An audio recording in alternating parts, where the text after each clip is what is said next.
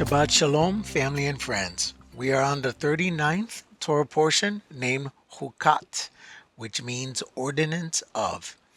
It takes place in the book of Numbers, chapter 19, verse 1 through 22, verse 1.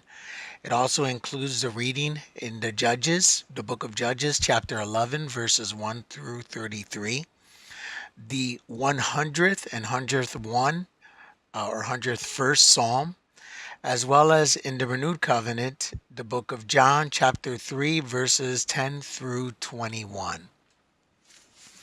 So, this week's Torah portion introduces several key laws and pivotal events in the journey of the Israelites through the wilderness. The portion opens with the ritual of the red heifer, whose ashes purify those who have been impure through contact with the dead. There's the death of Miriam, who's Moses' sister. The Israelites request to pass through the land of Edom peacefully, but are denied, forcing them to detour. But going back to Miriam's death, a significant event in the wilderness journey occurs after that. There's a lack of water, and the people begin to complain.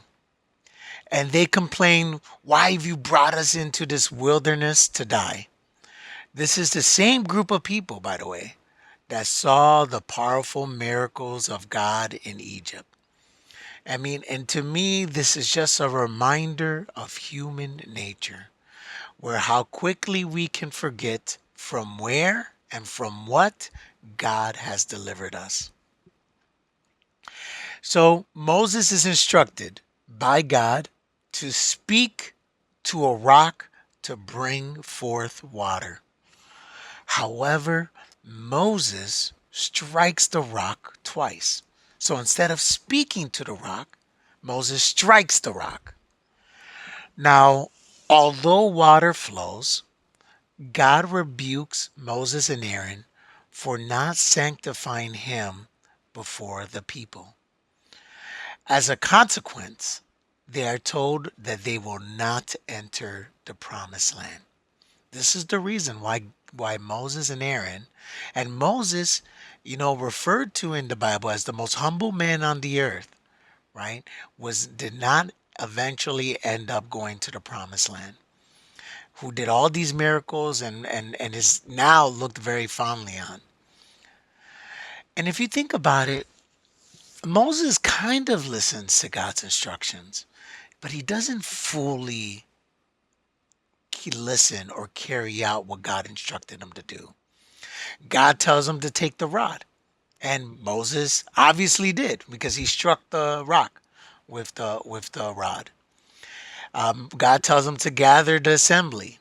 Moses gathers the assembly. He goes.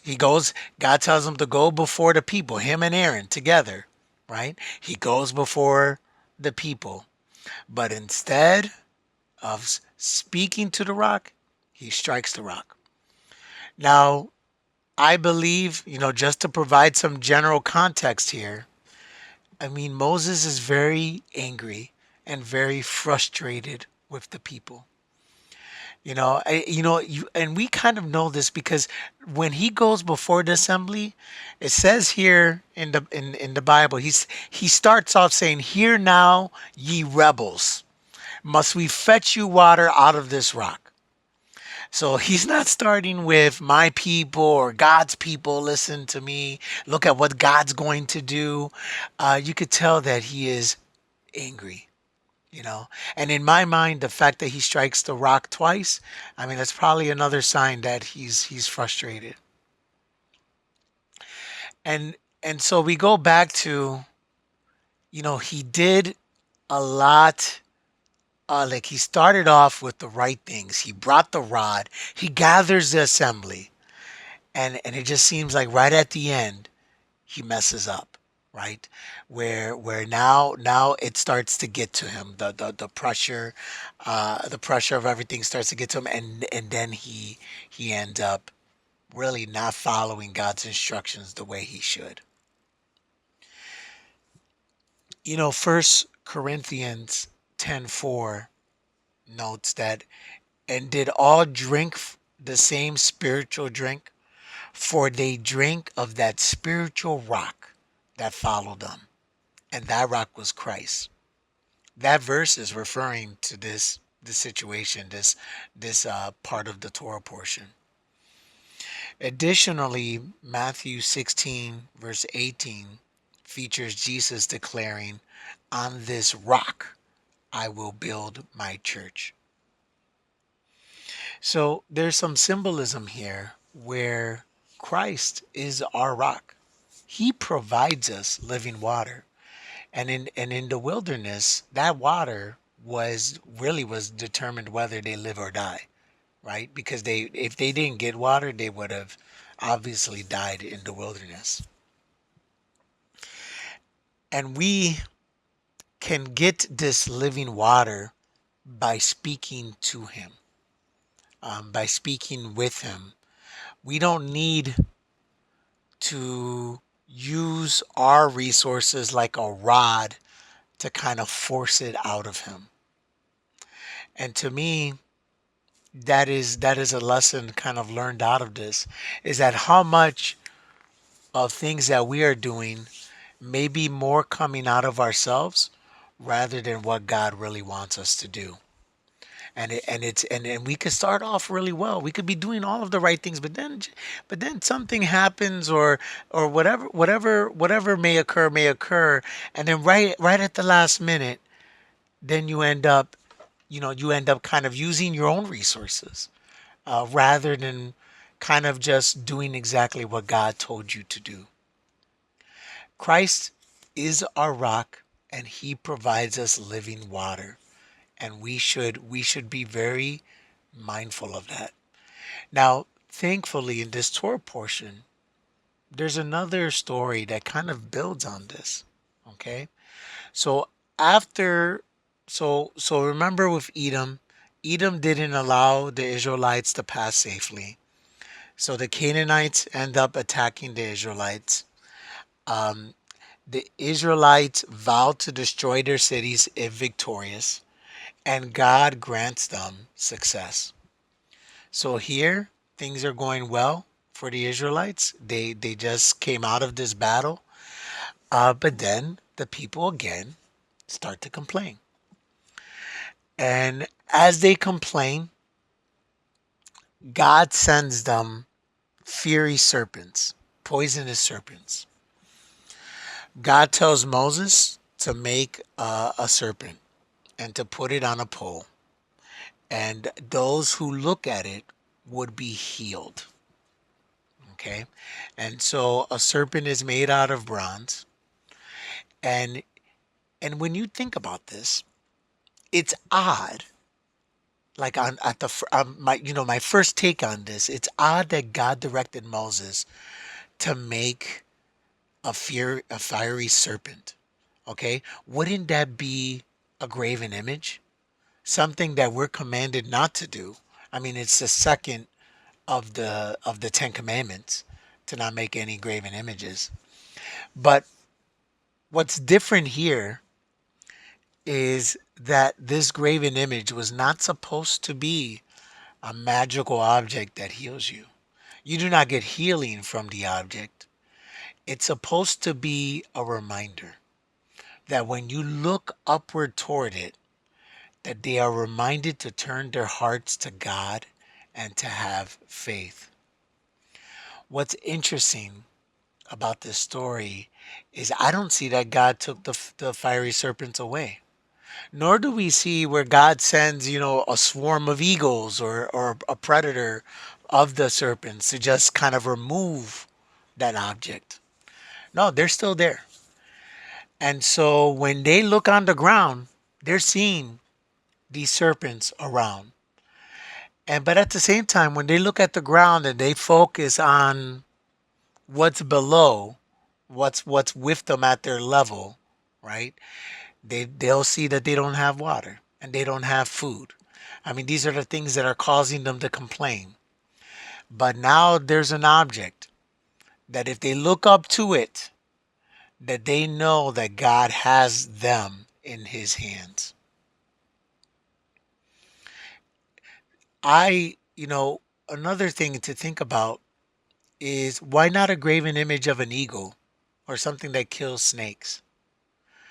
There's reason why the same creature causing harm becomes the symbol of healing. And to me, this reflects the dual nature of divine punishment. Divine punishment can lead to your destruction if you focus on the object that is before you on the earth, right? The serpent that's biting and poisoning you in this case. Or do you receive correction and then you look towards your reminder of what God has provisioned for you? And that is to me just a very powerful message. Do we look at our circumstances around us, or do we look at the provision, what God has told us, what God has promised to us? And in just reading scripture, it has many promises that are made to each and every one of us. Do we focus on that, or do we focus on the circumstances around us? And I know it's very, very hard to do when you're in the heat of it, and when you're in the middle of it. But it's something that we have to train ourselves to quickly look on, because if you think about it, if someone's getting poisoned, right, they're going to be in agony and pain until they look at that object, and until they start putting their faith in that reminder of what God is doing for them. If they focus on the poisonous bite, wow, that's going to like eventually there's going to become a point of no return where where they won't be able to look at that object anymore, or they won't be able to be reminded of what God has for them because they're now dead. What's incredibly sad is that that very bronze serpent later becomes an idol and is destroyed by King Hezekiah. We see it in Scripture. I believe it's in First Kings, but but how a symbol can be corrupted when its purpose is misunderstood. And we, the story of King Hezekiah, he's like destroying, because King Hezekiah was a good king of Judah, and he was trying to get rid of all of the idols and get rid of all of the negative things that the people were doing. And and this bronze serpent on a pole was one of the objects that he needed to destroy.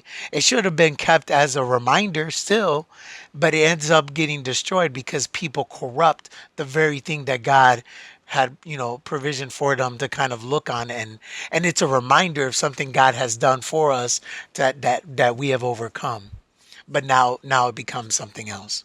And that's what's really sad. But I guess as we enter this new week, I just encourage all of us to just be reminded to remind ourselves of what God has done for us, where He has taken us out of, from what He has delivered us, as well as the promises that He has made for us. I mean, in this Torah portion, there's a promised land. They're all heading towards that promised land. They know they're heading somewhere. Now, it may be taking a lot longer to get there than what they expect. But man, isn't it interesting how quickly they turn to like the circumstances that are around them, rather than just focusing on the promises that they should be looking forward. And it's really easy to judge them, but I know, looking, reflecting on my own life, how many times do I forget about the promises that God has, that God has made to me, and focus on the immediate circumstances around me. So with that, may you have a blessed week. Shabbat shalom.